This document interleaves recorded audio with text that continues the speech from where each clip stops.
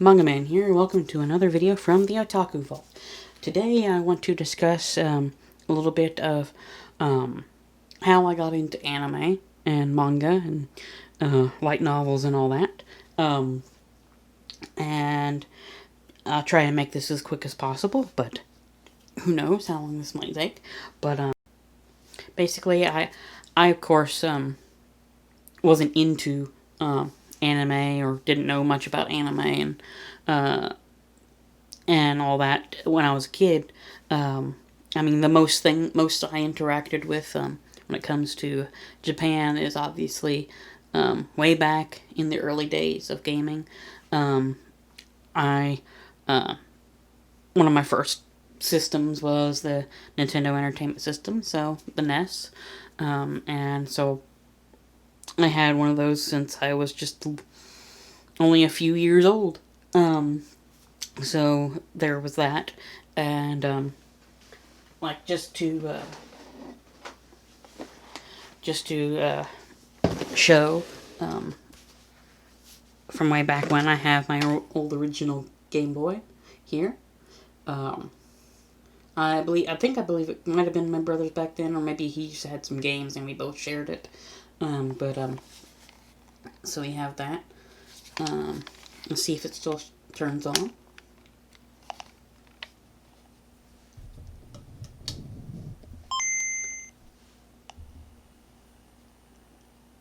So there's that.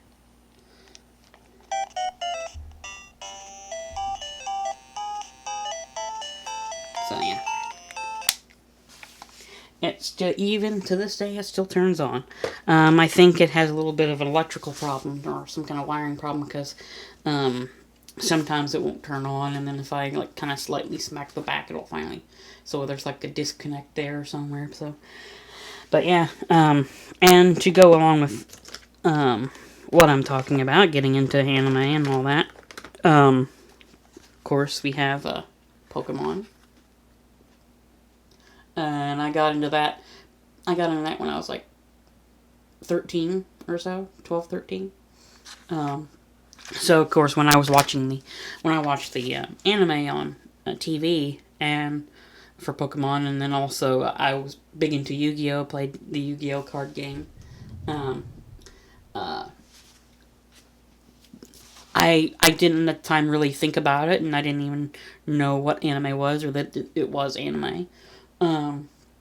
I just kind of knew it was from Japan, but I didn't know what it was called. And of course, in high school, I had friends in high school that I found out were big into anime, and they loved anime and all that. And I think late in high school, it was either late in high school or when I was starting college, and I would come over to a friend's house, and we had another friend that would come over and show us various episodes of anime to just show what it was like, just have little anime type meetings and get-togethers. And of course I wasn't much into it because of course they would show subtitles, and I wasn't very good at the time of like reading subtitles, and so I didn't really get it, and it felt odd to me. And so then much later, when I was out of college,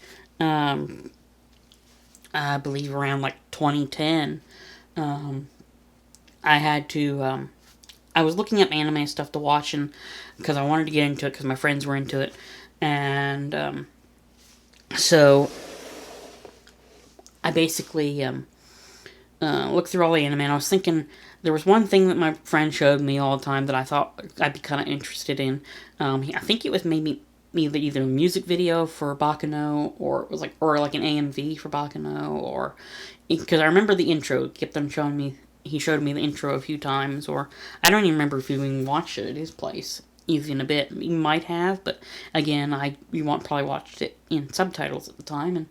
And when I started out watching anime at this point, when I get anime, I tried to find like dubs so I could watch it in English, and because that's what I was used to. Because I remember now that I knew that Pokemon and Yu-Gi-Oh and stuff were anime, well, I knew there had to be an English version. So back in 2010, I was watching my dad's house for them while they were on like vacation or something, and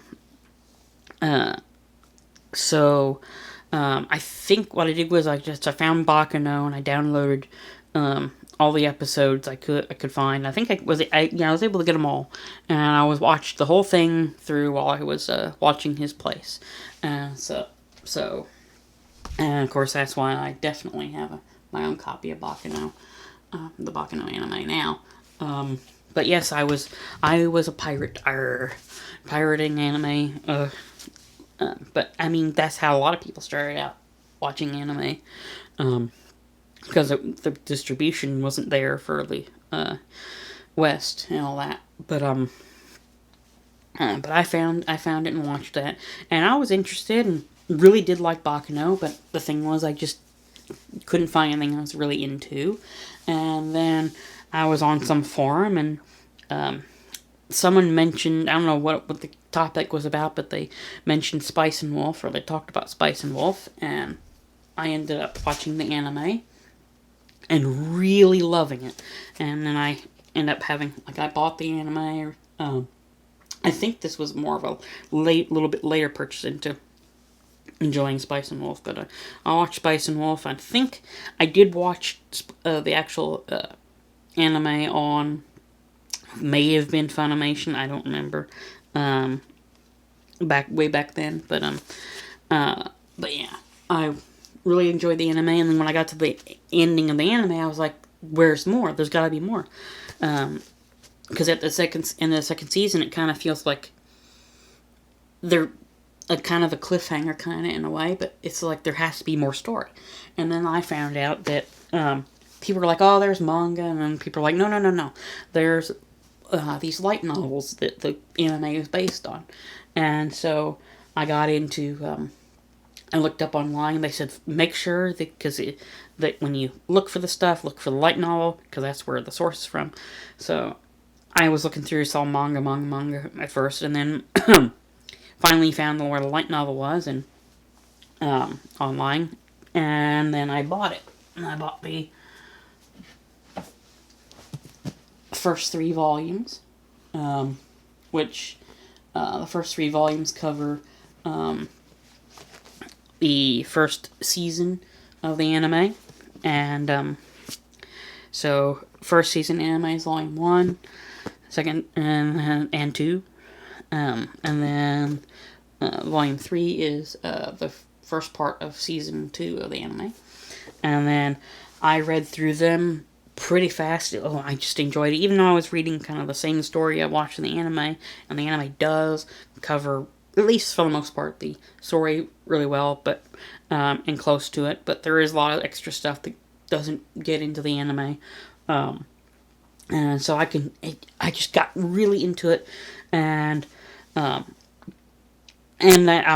also, at the time, I had a friend at work, or, well, not really a friend, but like a colleague at work that was talking about anime and stuff, and they were talking about Fairy Tail, and so I started watching Fairy Tail, because I was like, well, I'm going to watch anime, so kind of got into Fairy Tail, but I was in a Barnes & Noble that was near us, and I went to the manga section, or I also saw that they sold light novels there too, and so I went to that section, and I think I got, like, I can't remember if I bought volume 4 or 5. It was one of the later volumes. Maybe it was 7 there.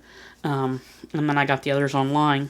But then I got the few volumes of the manga and read the manga and saw the differences between the manga and anime and light novel, which one covers what and all that stuff. I'll discuss about that later in another video, but I got really into it, and I bought the Fairy Tail manga, was reading that, and because I kind of, when I watched the Fairy Tail anime at first, I kind of, I didn't really like it that much, but then I saw the manga, and I bought the manga, and I started reading the manga, and kind of got into it that way, and that's how I, of course, started enjoying Fairy Tail, and got watching the anime finally enjoyed the anime after reading the manga, and, so that's basically how I got into anime is, I watched Bakano starting out, but, what really got me buying stuff and into it is Spice and Wolf. Spice and Wolf got me into anime and manga and light novels. So basically in a sense, after watching the anime of light novels, it got me just reading light novels. It just skyrocketed me, and I went to my first anime convention around like 2016. After I had bought quite a bit of stuff from like 2012. It was 2012. I forgot to add this, but it was 2012 when I got into the light novel, or when I started buying the light novels for Spice and Wolf and getting rid of that and starting buying manga and stuff. And and my first anime convention was early 2016, and went there with friends and bought some manga there and got a few more new series, and it just exploded, and I just bought, and read, and the amazing thing is, I would say, is from all this is, I was kind of a reader early on, like during just at the end of high school, and then through college I did a lot of reading, but then I kind of fell out of it, and because I guess got into more like computer type stuff and watching shows and stuff, and so I just fell out of reading. But what happened was when I got the Spice and Wolf light novel, and I started reading it and started reading manga, it's like I just read and read and read, and so it got me back into reading, and so reading various light novels and manga and some Western stuff I had already collected and just hadn't started reading yet. So I would say anime, manga, light novels and all that, all the Japanese entertainment got me back into reading. So, and what does this have to do with anything is that I would say this week, maybe flowing into October, depending on how the videos go. But I'm going to make this, I got sidetracked. I was going to make this entire month Spice Timber. And I was going to go over Spice and Wolf stuff. And I will go over Spice and Wolf stuff this week. I have unboxings to do and discussions of various manga, discussions of the manga, I should say, and discussing the light novel, and do comparisons between light novel and anime and manga. And so, yeah, I am obsessed with Spice and Wolf. Just entirely obsessed. It's one of my absolute favorite series of all time, really. So yeah, well, so this is like, and the reason it was September is because September is when, usually mid-September is when there's I learned that that's when like wheat is usually harvested. So yeah, wheat is a big center point of Spice and Wolf, obviously. It was gonna be Spice Timber, but now it's Spice Timber week, and probably maybe flowing in October, because and then we can like Spice Timber, Spice Week, and Wolf Week, or something like that in October. So we can do it that way, like a September October type thing. So I hope you enjoyed this video.